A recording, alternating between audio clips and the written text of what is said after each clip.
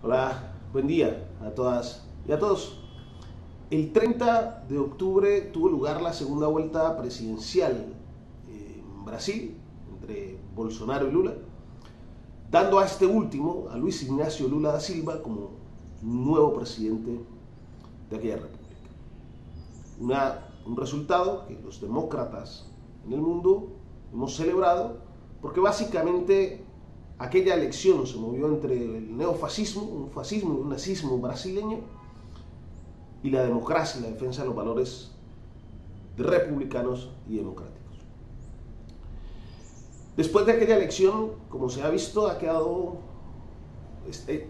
elección demostró un país bastante polarizado, dos bloques bastante fuertes, como lo decía antes, que se movió entre la defensa de valores republicanos y democráticos o el autoritarismo encarnado por Jair Mesías Bolsonaro.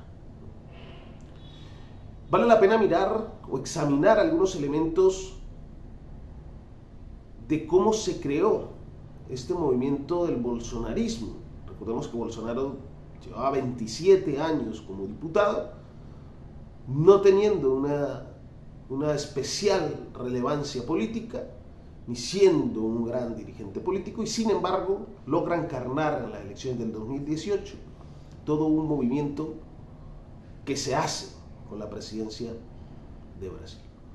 Si bien es cierto, no es posible entender el resultado electoral del 2018 sin la prisión de Lula, la condena a Lula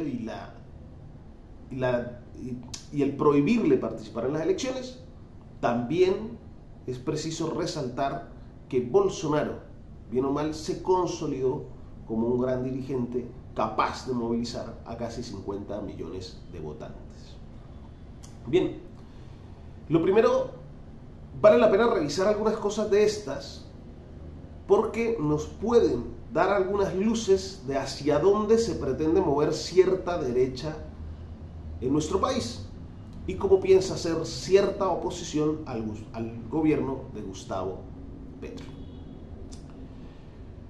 Lo primero que hay que decir frente a Brasil es que en su germen, más que un movimiento a favor de Bolsonaro, lo que se inició fue un movimiento en contra del Partido de los Trabajadores. Esto después, bueno, un poco antes también, pero que se resalta aún más con el impeachment a Dilma Rousseff. Se crea un bloque político que es antipartido de los trabajadores. Y se señala y se crea el enemigo perfecto, que es el Partido de los Trabajadores, al cual se le adjudican una serie de características que en definitiva vienen a consolidar un enemigo de la patria. Así, o sea, el PT, el Partido de los Trabajadores, es igual a un enemigo de la patria. Y esto permite ir consolidando un bloque aparentemente patriota. De este bloque patriota en este bloque patriota es donde se va a consolidar Jair Mesías Bolsonaro como su máximo exponente o su defensor y su dirigente. En otras columnas hemos hablado de la tríada perversa de Karman, ¿no? Una víctima, un victimario y un salvador. La víctima, el pueblo brasileño de verdad, un victimario, que es el PT. De hecho, Bolsonaro en elecciones en el 2018 habló de asesinar y ametrallar al PT, una cosa bárbara en definitiva. Y un salvador, y el salvador se consolida o logra consolidarse Jair Mesías Bolsonaro. Pues bien, esto primero de un bloque anti un enemigo, el cual ha sido estigmatizado y sintetizado y catalogado como un gran enemigo de la patria, empieza a formarse en Colombia. Y aquí hay un salto que nos vale la pena prestarle atención. Si bien el populismo de la derecha y la derecha en general en nuestro país estaba bajo el paraguas de Álvaro Uribe Vélez, y uno podía hablar de el uribismo, quizás lo que vamos a empezar a ver más que el uribismo es la consolidación de un bloque que sea anti-Petro. Y estas son las primeras marchas que empezamos a ver. Si bien son marchas poco nutridas, de poca relevancia, no quiere decir que no tengan relevancia hoy, no quiere significar, ni puede significar, que no puedan tener relevancia, ni importancia, ni sean nutridas el día de mañana. Este es el primer salto. Pero otra cuestión que nos debe llamar la atención es, a raíz de la consolidación de este bloque anti-algo, anti-Partido de los Trabajadores en Brasil y anti-Gustavo Petro, anti-Petro en Colombia, se construye una narrativa de defensa de la patria. Esa narrativa de defensa de la patria lleva consigo la apropiación de los elementos más populares, identitarios, la bandera y las camisetas de la selección de fútbol, básicamente. Esto es lo que pasó en Brasil, al punto de que una persona contraria al bolsonarismo era incapaz de izar la bandera de su país y era incapaz de ponerse la camiseta de la selección por ser catalogado como bolsonarista.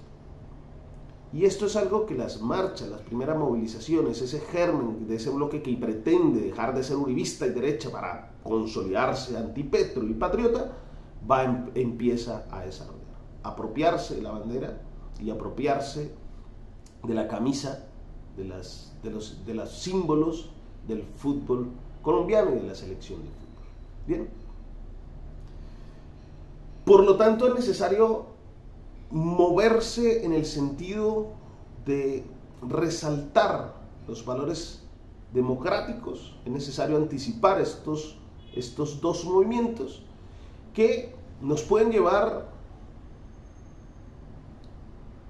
a ese bloque de populismo de derecha, que básicamente se entiende, ese bloque y ese votante en un primer momento consolidado por rentas bajas, por personas con empleo precario y con personas con baja escolaridad. Sin embargo, aunque este sea el grueso, quienes lo mueven son personas todo lo contrario, de renta alta, con empleos muy estables y garantistas, y tal vez con una escolaridad, si bien no muy amplia, sí con unos dogmas políticos bastante claros. ¿Qué podemos hacer nosotros o cómo podemos evitar esto?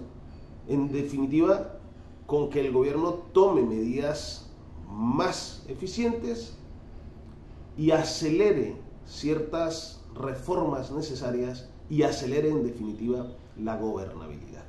En la medida de que el gobierno tome decisiones oportunas, cambie en gran parte el cuerpo burocrático del Estado que le va a permitir en efecto ejercer gobernabilidad, en ese momento daremos un paso más para hacer de Colombia una verdadera república democrática.